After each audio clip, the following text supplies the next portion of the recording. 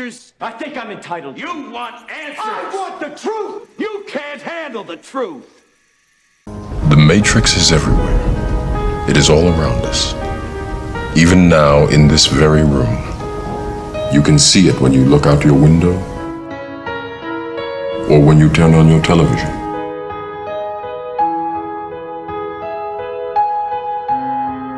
You can feel it when you go to work.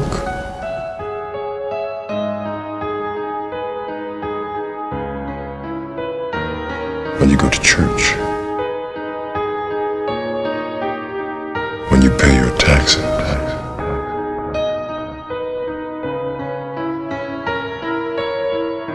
It is the world that has been pulled over your eyes to blind you from the truth.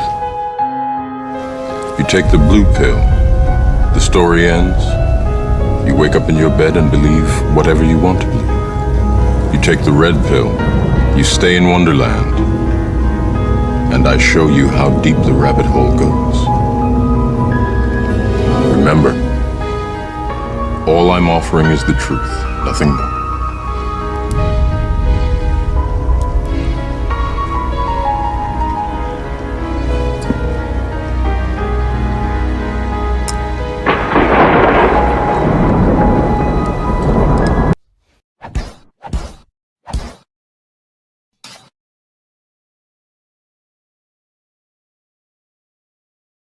And when you have big flat plains for long directions, you're able to see enemies coming from a long ways away, and you're able to fight against them. And so this is why Arizona has advantages of having really harsh climates surrounding it. You have deserts, you have seas of deserts on all sides of you, and you have mountainous regions to the north, and you have a climate that's very conducive for growing food if you're able to get water. And whereas in Colorado, you have all of the Great Plains on one side, and you have this massive barrier and geographical protection on your other side, which is the Rocky Mountains, which extends for a good long ways in all directions. So these are centralized places that are what would be called a redoubt, an area you could defend and protect easily. So this is why Phoenix was chosen to be the head of a lot of these projects teams, and why my family relocated from the East Coast and from the West Coast to Arizona, to Flagstaff, Arizona, to Lake Havasu, Arizona, and then to Pinetop, Shoalo, and Lakeside.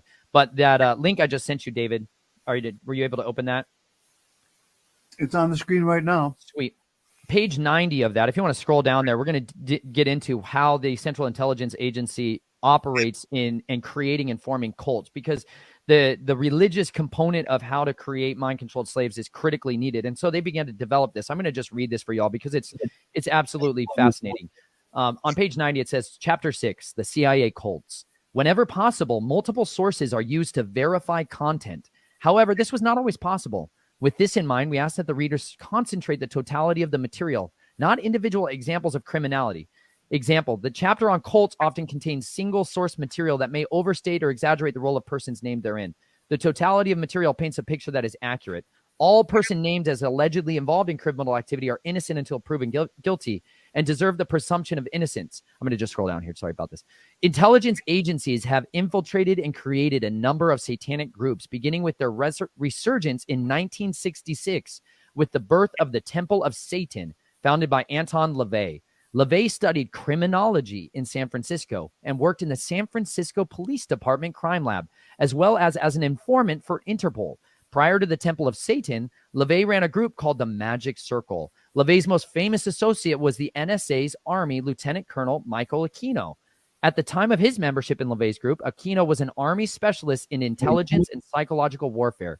In 1973, he became the executive officer of the 306th Psychological Operations Battalion, contemporaneously with his founding of the Temple of Set. Michael Aquino, while an Army reservist major in the 7th Psychological Operations Group, Lieutenant Colonel Michael Aquino co-authored with General Paul Valley from PSYOP Mind War, The Psychology of Victory, the thesis of which is that an enemy population could be subdued by inflicting a state of psychological terror and feelings of imminent destruction. This is the what gave rise to the Cold War, and what has given rise to the War on Terror, an invisible enemy you can't actually kill, and what's given rise to the War on the Virus, another invisible enemy you cannot kill, but it causes fear, right? He discusses the use of psychotronic weapons or electromagnetic weapons that influence the mind. Capitulation could be induced without firing a shot by extremely low frequency signals piggybacked on broadcast of radio, TV, microwave communications to influence and manipulate the thoughts and the feelings of the target population. During the 1960s, he was prominent in the Church of Satan and a close friend of Anton LaVey until he started his own Temple of Set. A police intelligence report dated July 1st, 1981 reads, "The Temple of Set is a group with hundreds of members that operates on a national level. Aquino is the head of the organization and rules through a council of 9, who are in fact his lieutenants." And it goes on to describe how this secret society has been operating within the United States military, within police departments and intelligence agencies.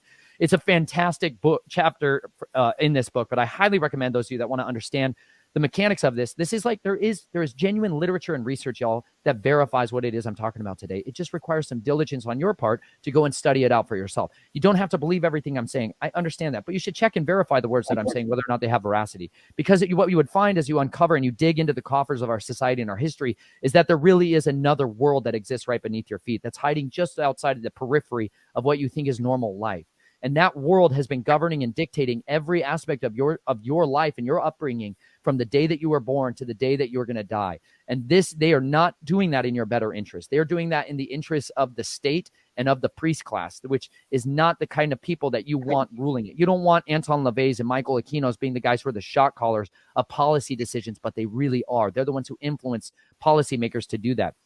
And because of that, these groups are the ones who are driving and creating what are chosen ones, which are sleeper cells that are awaiting their time to unleash absolute chaos and anarchy on our society, to completely destroy the social order, to try to bring about a true new world order, a phoenix that rises from the ashes, a Babylon reworking. Another two individuals that are household names for a lot of people, L. Ron Hubbard and Jack Parsons. Jack Parsons is the founder of JPL, Jet Propulsion Laboratories, which has some of the most advanced propulsion systems and is a defense contractor, and like you would think of Raytheon or Lockheed Martin. Jack Parsons, the founder of that, was an occultist who would go out into the deserts and do these great magical workings from, he was somebody who followed and practiced Aleister Crowleyism, Crowley black magic.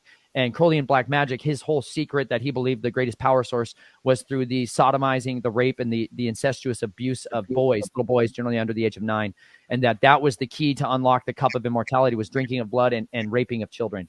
And so that is when anybody who's looking at people like Jay-Z, who is a practitioner of the OTO, the Ordo Templi Orientis, which is also a CIA-founded cult that operates under Black Crowleyan magic. This is what the core tenets of that doctrine is.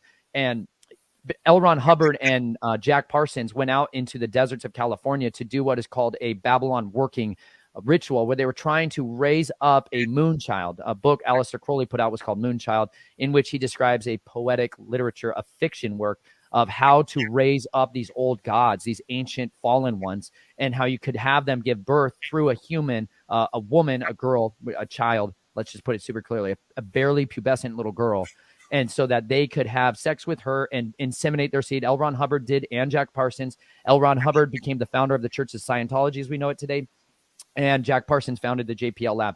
They engaged in this ritual. They said it was not successful.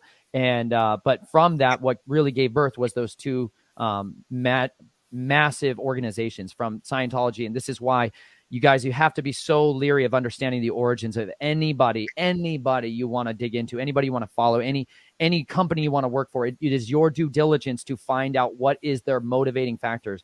Who are the corporate shareholders? Who are the people that they actually respond to? Because by not doing so, by not learning how to have informed consent, by not learning what is truth and what is reality, you become victim. You are so easily beguiled to be somebody who's contributing to this radical, intelligent evil, this systemic culture of corruption, of cowardice, and of control. And it's your duty to guard against that. And if you find wickedness, if you find evil at the core tenets of the corporation, the people that you're working for, you either need to stay inside that and work diligently to expose it, to gather and collect evidence, to become a whistleblower, a double agent, for lack of a better word, so that you can reveal to others what is really taking place. And you can work with us collectively to dismantle this empire of evil and try to set people free from this perpetual bondage, because we were made to set people free. We were not made to be ruling and reigning and dominating over our brothers and our sisters, because at the end of the day, we are mankind. We are not some kind of sub-animal species like they lie to us. We're not some insignificant speck floating through an universe of worthlessness. We're not an accident. We are not some birthed out Big Bang fart in a galaxy that just showed up one day and we're some happenstance evolution of apes. We are not. We are divinely created with an image and a purpose of the Most High, of the Creator, El Elyon, the God above all gods, the judge of all the earth, who is going to hold these people accountable. And every one of us, every man, woman, and child is going to have to give an account at the end of their life for what they did with the talents, the giftings, the resources that was entrusted to them. Every one of you who's watching this, you have gifts that are critically needed in order to contend against this war for the souls of men and women and children. The soul is your mind, your will, your emotions, your intellect, and they are trafficking in the souls of men every single day of our lives. You have a duty, you have a responsibility to become a soldier that you are made to be, to wage a war against this evil network, to contend against the spiritual forces of darkness that are seeking to steal, kill, and devour continually. The reason we're making this great war with this dragon is from the very beginning. When he got cursed, it said he was going to crawl on the belly all the days of his life, and he would eat dust. His food source is dust, and mankind was made from dust, and from dust we come, and from dust we return. That is why they must consume life. They must consume our souls. They must drink our blood and eat our flesh in order to live. And when people give themselves over to compromise, they give themselves over to the influence of that kingdom of darkness, and they become his ambassadors on this earth, where we instead are supposed to be the ambassadors of love and of truth, who are absolutely committed to only seeking the deliverance of all of the people who have ever been entrusted to us. Wow.